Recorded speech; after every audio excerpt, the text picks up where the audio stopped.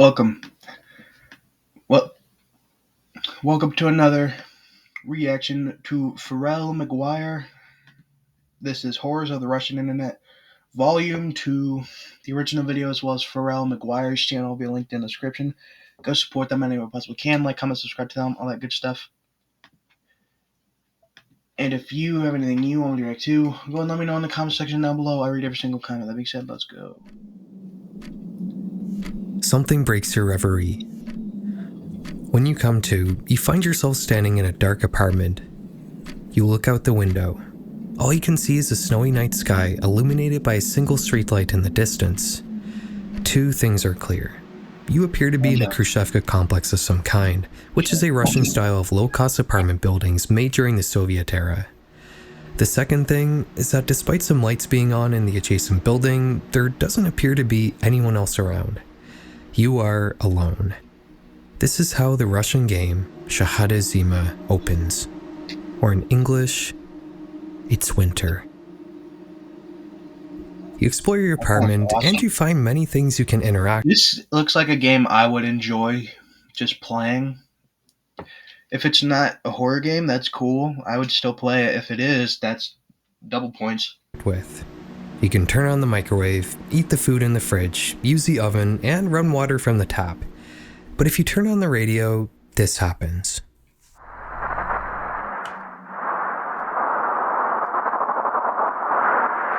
Будет смерть рядышком. Marcus walking nearby. Рядышком, редком. Деда за бабой, Grandpa after grandma. мама за папой, Mom after dad. сестричка за Sister after братком. brother. Милый мой мальчик, лодочка, Sailing in a целлофан, plastic bag boat. Господь твой, Beetle is your иголочка, Lord. госпожа твоя, Walk is your holy lady. девочка.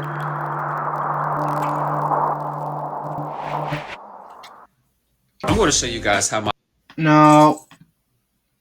We're back. You walk through the rest of the apartment. You find a few tabs of unlabeled medication.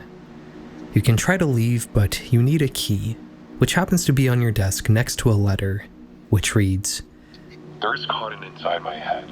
If there's anything to blame, maybe it's winter. The door is shut. I'm not waiting for anyone. You leave. As you walk down the distinctly Eastern European stairwell, you try knocking on your neighbors' doors, but no one ever answers. This game kind of reminds me of Shadows of Doubt, if you know that game. Where it's like you're a detective trying to figure out a murder, but everyone is AI. You walk outside into the cold night and begin wandering around the courtyard. Again, there's nobody and nothing. Outside the complex is an endless forest that also has nothing for you. You notice a light at the opposite end of the courtyard. You walk towards it and you find that it's actually a lit sparkler, but it quickly burns out unspectacularly and everything is once again dark, quiet, and lonely. You see, this is a very different kind of horror. There's no spider-like creature climbing the walls of these apartments, and there's nothing terrifying waiting around the corner to jump out at you. In Shahada Zima, there's no danger of any kind. Just the crushing loneliness and melancholy of winter in a Russian Khrushchevka. As you keep playing, you almost start to feel an odd sense of urgency. You start exploring the map more frantically, trying desperately to make anything happen, to try to force some sort of conclusion to this experience. But there just simply isn't an ending here. The only thing you can really do in this game, other than uncovering a few small Easter eggs here and there, is exist in this depressing slice of Russian life. Yeah. Shahada Zima was created by Russian artist Ilya Mazo, who confirms the listless nature of his creation by saying, Nothing awaits you. There is no chance to get out. No room for adventure's breathtaking plot. You see, It's Winter was designed around the idea of Russian sadness, an online aesthetic that revels in poorly maintained gray Khrushchevkas framed by gray skies, pollution, freezing temperatures, and Slavic pessimism. I'm sure you've seen those Russian doomer music compilations on YouTube, which are probably the most popular things to come out of this aesthetic. Some of these videos have tens of millions of views. In an interview with the magazine Wired, Mazo states that It's Winter was never really meant to be a traditional game, but rather, he says, That's depressing. It's a different world. You've been there before. and you know what? Maybe I have. Is the experience this game provides really that different than the Canadian suburbs in winter? Sure, you're never going to find an aesthetic out there called Canadian sadness. If anything, we're pretty culturally optimistic, and life in Canada is incredibly easy by world standards. But swap the prefab apartment buildings with prefab townhouses, and the Canadian experience is surprisingly similar to Shahada Zima. Bland, poorly constructed utilitarian architecture framed by an overwhelming amount of snow, endless forests, and a common sense of loneliness. The parallels are surprisingly striking, which makes this game hit all the more harder for me personally. That's Всем привет! bad. Welcome to part 2 of Horrors on the Russian Internet. Before I get into the next topic, I just want to thank you guys for all the support for the first entry of this series. It really means a lot to me. And I'm also very appreciative of all the great suggestions for topics you guys left for me in the comments section. In fact, most of what we're going to cover for the rest of this video are things you guys brought to my attention. So, thanks again. Like I said in the first episode, Europe's easternmost country has always fascinated me. Like how it's also technically Asia's easternmost country. Russia is full of strange facts, and the antagonistic nature of its relationship to the West has given it a permanent aura of mystery and intrigue to me and every other Canadian. And I'm sure you Yanks feel the same way, especially with the USA's, shift in foreign policy. Alright, without further ado, let's dive into the next topic. While It's Winter was a more unconventional piece of horror, the rest of the stuff we're going to cover in this video is more traditional spooky internet stuff. And we're going to start with the most suggested topic from the last video. One aspect of Russia that always seems to intrigue us outsiders is the general secretiveness that seems to surround the country. Whenever a government keeps secrets in a public manner, like Area 51 for example, it always becomes a focal point for the public's curiosity. People never stop speculating what horrible or incredible things the establishment may or may not be hiding in these secret areas that are off limits to all but a select few people. And no country has off-limit areas quite like Russia. As of 2007, Russia has publicly acknowledged the existence of 44 closed cities. These are entire towns and metro areas that are off limits to either foreigners or even Russians in some cases. Many of these places are even completely absent from official maps. It's believed that not only is the true number of sealed off areas in Russia substantially greater than the 44 the government publicly recognized, but that the number of closed cities could have been up to 20 times higher during the Soviet Union. Most of these closed cities usually have something to do with Russia's nuclear or space programs, military, or seaports. At least that's all that's been said publicly. Just like Area 51, people love to speculate just what the Russian government may or may not be hiding in these sealed off regions, and also what closed areas might exist out in the great expanses of the deep country that we might not even know about. Much in that vein, the following video will be uploaded to YouTube on October 19th, 2021.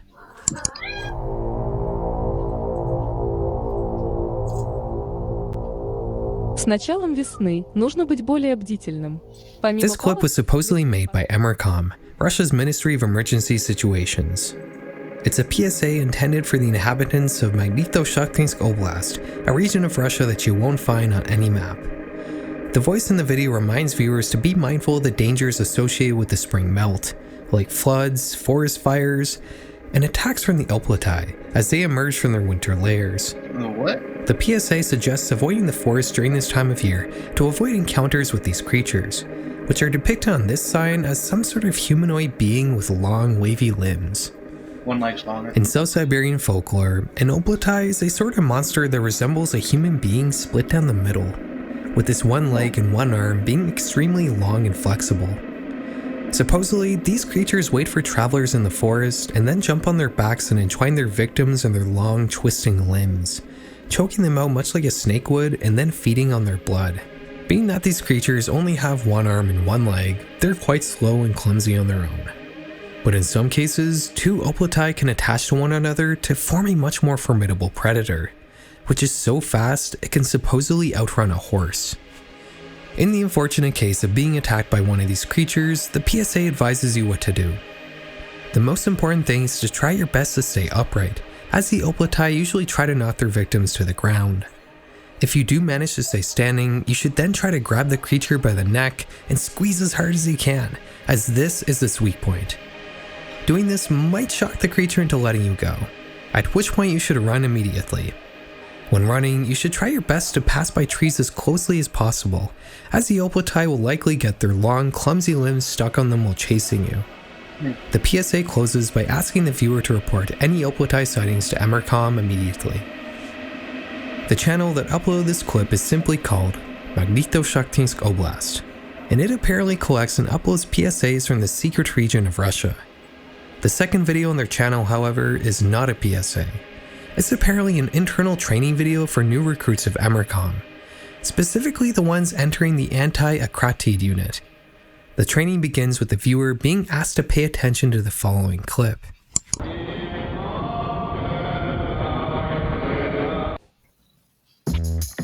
Damn it, I was getting hypnotized. Can you hear her purring? This thing right here?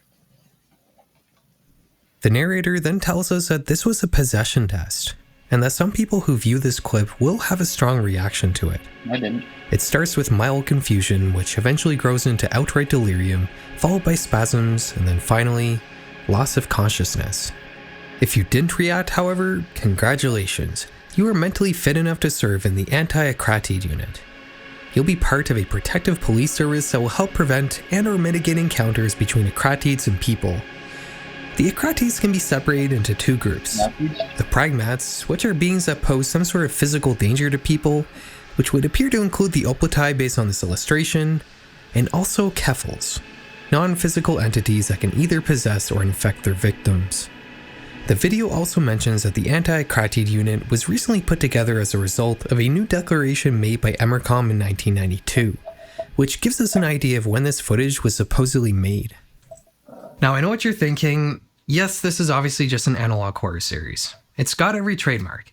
The simplistic bathroom sign art style, the mid-century nuclear war style PSAs warning people of bizarre otherworldly dangers, which are always pretty effective due to the contrast of the mundane bureaucratic style these clips have with the esoteric threats they describe.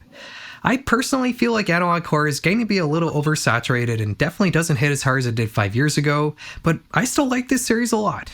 I love the concept of taking some creepy folklore story and modernizing it into a more relatable and effective format. Magnitoshakhtinsk Oblast has many other videos I'm not going to spoil for you. I'm just going to tell you about my favorite one. This clip is called Zheldyai, which happens to also be the name of the creature it's describing.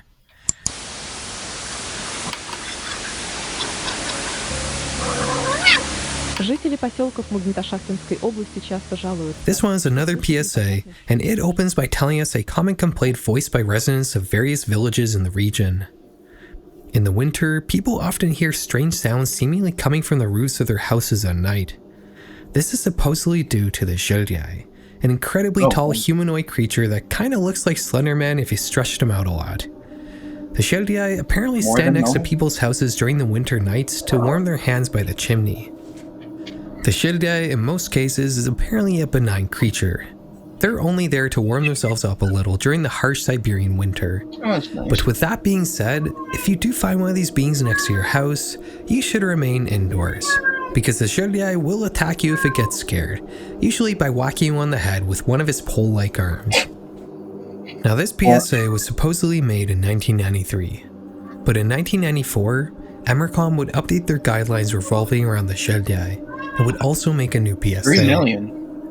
While these creatures were initially thought to be a relatively low-risk pragmat, meaning a creature that poses a physical risk, they have now been reclassified as a higher-risk Kefal, a non-physical threat. I like how this reaction guy got 4.8, 3.0.8, whatever. Now, when you hear the sounds on your roof, you must try your best to maintain cautious awareness of your surroundings. If you feel a headache or nausea, then keep trying to maintain a mindful focus and don't let your thoughts drift. Make sure your windows are all shut tight and your blinds are drawn. Don't look outside. Okay. After you've ensured all your windows and openings are covered, call up Emercom and alert them of the situation. Whatever you do, don't go outside, even if the person on the phone asks you to. And lastly, don't believe anything the voices tell you. I think this is analog horror at its best. Having that first PSA set the expectation that these creatures are mostly harmless, and then following it up with that classic vague list of instructions to avoid some unknowable existential threat is incredibly effective. This is the thing that everyone tries to achieve with analog horror. And man, did a lot of people try to copy this series. Magnitoshock Skull Blast is probably the most popular piece of Russian horror I've covered. They currently have more than 200,000 subscribers and multiple videos with over 1 million views, with that last video we just covered having 3 million. With such a successful series having its fanbase relegated to the limited amount of people that speak the language, it naturally resulted in a ton of copycat videos. It's pretty amazing just how many people have tried to expand the lore of Magnitoshock Skull Blast, but it also makes sense. The art style is very simple and easy to replicate. It's not exactly difficult to put together your own Magnitoshock Skull Blast video. Remember that short clip I showed you at the very end of my first Russian Horrors video? That was in fact a video from my Magnitoshock Skull Blast copycat channel, and it had over 1 million views. I don't even think you can really even call these copycats anymore. If anything, I think Magnitoshock Skull Blast is almost growing into its own shared internet mythos, just like the SCP Foundation or the Backrooms. But the channel that started it all is more or less inactive. Their last upload is from August 2024, which is apparently just a slightly modified version of a deleted episode from a couple years prior. In a long comment written on a popular English language video about the series, the creator behind Magnitoshock Skull Blast would comment that their first few videos were more or less just a test of their video editing abilities, and that they kept the series going when it became popular, but eventually began to get bored with it and didn't want to keep the channel going if the quality was declining, which is definitely a sentiment I think most people can appreciate. By the way, the video that this comment was left on was made by horror YouTuber Molderd, and it's definitely the most comprehensive English language video about this series that currently exists. It was invaluable in the production of my video for its translations, and if you want to dive deeper into Magnitoshock Skull Blast, I highly suggest checking it out. Damn you, basketball. I think these community-driven shared mythologies are one of the more positive side effects of the internet and social media. Whether it's found footage of the Backrooms, lost Slenderman videotapes, or in this case, forgotten TV segments, which is also what our next topic happens to revolve around. For a while now, I've been searching for the perfect wallet. I've tried big bulky ones that make me look like I have a Okay, get that bag, bro. Get that bag. Get the bag. But we're gonna skip over it, sorry. Thanks to Extra for sponsoring this video. You're welcome. The following video was uploaded in September 2021. The title describes a broadcast hijacking of a local Russian news channel, which apparently aired something called Kingdom of Heaven.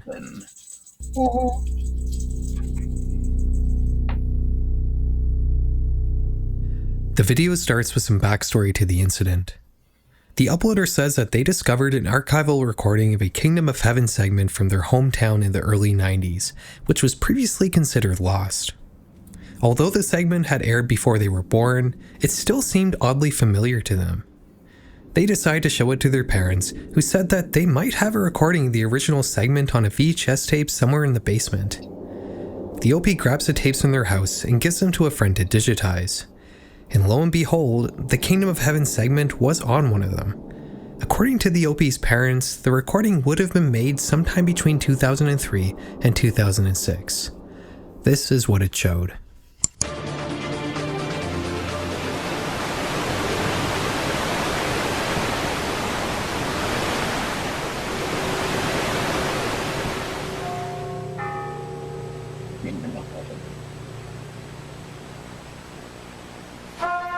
That beat. Oh.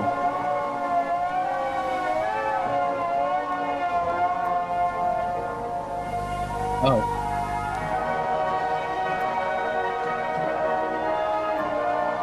February 5th, 15th, 1994. Our beloved daughter, Veronica, left us. She was just over a year old. Tragedy struck our family in the evening when Vera disappeared from the apartment under unclear circumstances.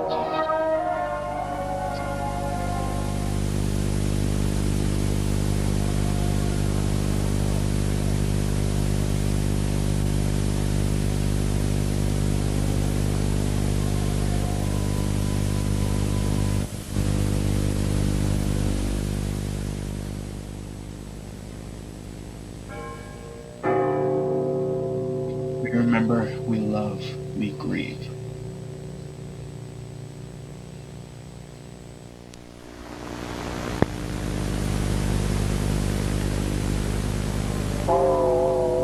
Good luck, Devin.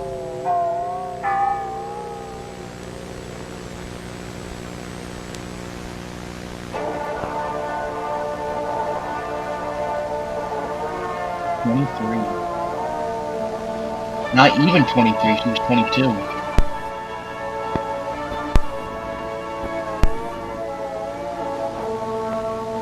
On February 15th, 1994, at the age of 22, Svetlana passed away.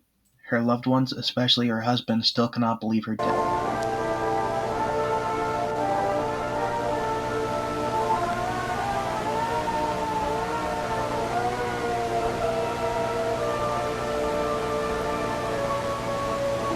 The next day, the police found an open car abandoned on the road near the forest.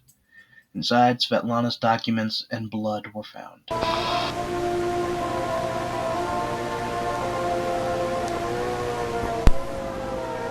At this point, Svetlana's death is considered to be the result of a robbery gone wrong. Her body was never found. Never been found. Sveta, wherever you are now, we will definitely meet again, Gina.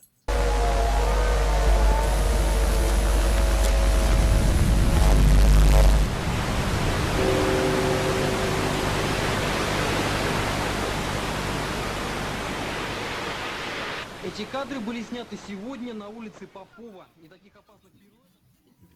As you can see, this broadcast hijacking appears to show us some eerie televised obituaries, the first one being for an infant named Vera. There's a number of hidden and bizarre things about this clip. After the screen of text describing Vera's death, some static begins to fade in, and some picture of a man wearing a medical mask appears to just barely peek through the noise. And on top of that, just for a brief moment, we get another screen of text that we can just barely make out. This one reads, After several days of searching, Vera was found when neighbors began complaining about a strong odor coming from a clogged garbage chute. The body was discovered among the layers of moldy garbage. We get more of that incomprehensible staticky mess, and again, another hidden screen of text that just barely comes through over the noise. The cause of death was determined to be blood loss due to laryngeal hemorrhage. Small fragments of crystal glassware and remains of semolina porridge were found in the stomach. Semolina porridge is a popular baby food in Russia, and also, obituaries don't usually go into such detail as to how a person died. In the second obituary, it almost seems like a piece of text is missing, and that's because part of the story is almost unreadable due to wild tracking and noise. This one reads, On the evening of the unfortunate day, upon her husband's return home, Svetlana took the car and left in an unknown direction. Soon after, her husband discovered that their daughter, money, and his wife's documents were all missing. After this, we get a kind testimonial, presumably from the husband, saying that they'll meet again in heaven. But instead of the "we remember, we love, we grieve" post-text like we get in the first obit, this one instead eerily says, I hope you die, bitch. After this, the local news seems to fade back in, and that's when the tape ends.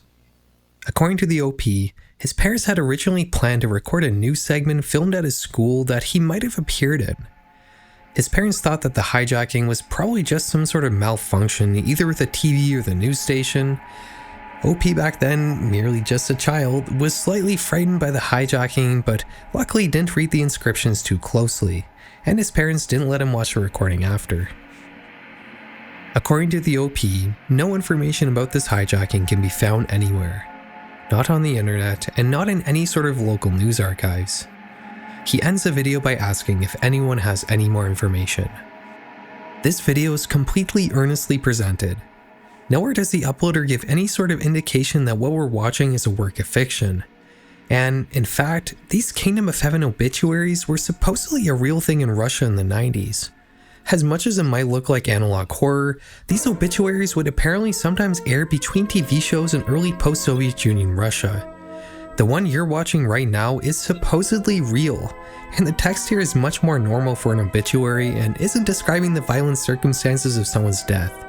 This is just so eerie and ominous. The cheaply recorded orchestra, the monotone palette, the way the music cuts off abruptly and the bells play, I honestly can't believe that what we're watching isn't someone's analog horror project. Most of these Kingdom of Heaven segments are considered lost media.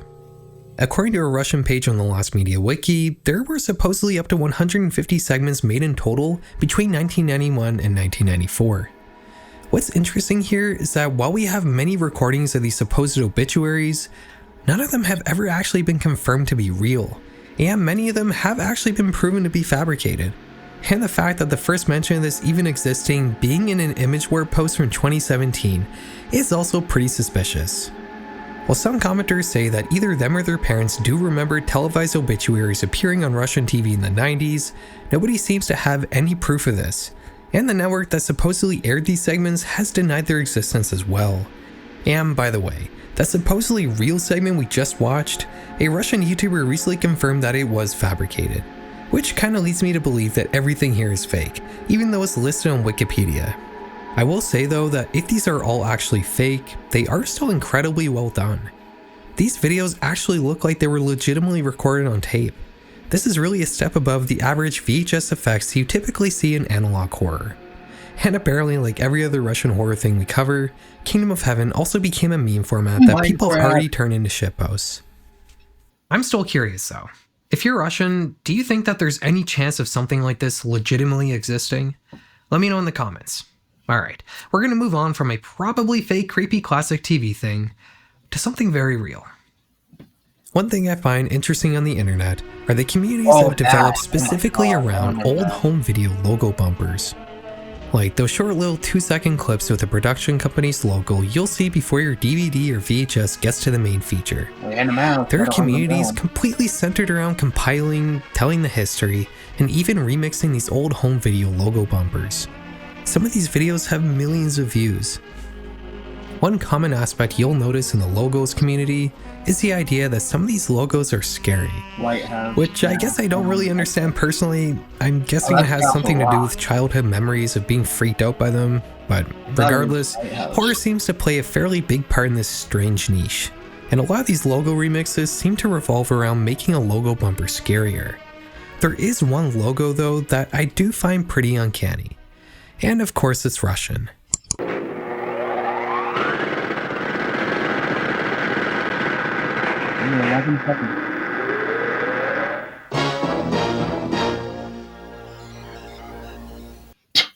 Okay, if there's one... No. I think this is funny. Yeah, if I saw this as a kid, it would definitely freak me out. The statue head looks like something you would either find in some ancient Chinese tomb or some horror claymation movie.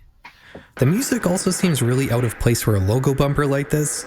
It sounds more like the sort of thing you would hear before a battle starts in a turn-based RPG game. The logo is for a Russian television company called Vid, which has been around since 1987. The logo, being as striking as it is, must have been a major success for the company because the Scary Mask, the Russian Mask, the Mask of Doom, the Stone Mask, the Angry Mask, Vid Mask, Soviet Scary Mask, SSM Super Scary Mask, the SSF from Russia, BND...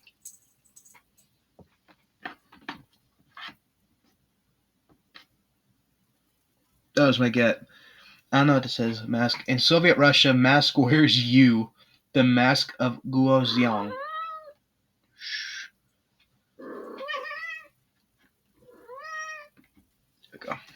Because no matter what article about Vid I read, there was always a lengthy section just about the logo bumper.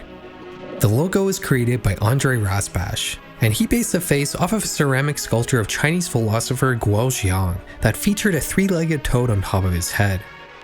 This sculpture is owned by the Museum of Oriental Art in Moscow, and apparently they tried to sue the production company over their usage of the sculpture, so Andrei and his team had to digitally alter the features of the statue to make it look different enough from the original sculpture, which I suppose had a hand in making it look as uncanny as it does.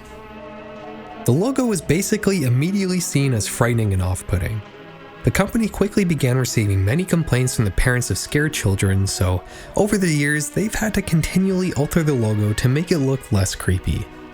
Of course, this logo is a pretty big Russian meme nowadays. You can find countless parodies and remixes on YouTube, and interestingly enough, it seems to have found its way into the Western logo community as well, with many prominent logo YouTubers making videos about it, which I guess might lead one to think that the logo community is not only based around nostalgia. And thus concludes today's brief walk through the seemingly endless trail that is Russian internet horror. We'll definitely be returning soon enough for a third part, because there's still a ton out there that we haven't covered yet. I think for part 3 I might look at some more mysteries rather than just horror fiction, but if you guys have any suggestions, please leave them below. I read every comment on my last video, and I'll read every comment here as well. And if you're still watching this far into the video, maybe consider subscribing. And if you want to support the channel, we just launched a Patreon last month where you'll find some exclusive content. Alright guys, spokojnej noci. Anyway, gosh, that's interesting stuff. First one was an analog horror. The other one was I forget what the second one was already. The second one was fake memorial stuff on TV, and the third one was just a creepy intro to something. Okay. So far, the first video was definitely a bit better. Anyway, the original video as well as Pharrell McGuire's channel will be linked in the description. Go support them any way you possibly can. Like, comment, subscribe to them, all that good stuff. And if you have anything you want me to react to, go ahead and let me know in the comment section down below. I read every single comment. That being said, bye-bye.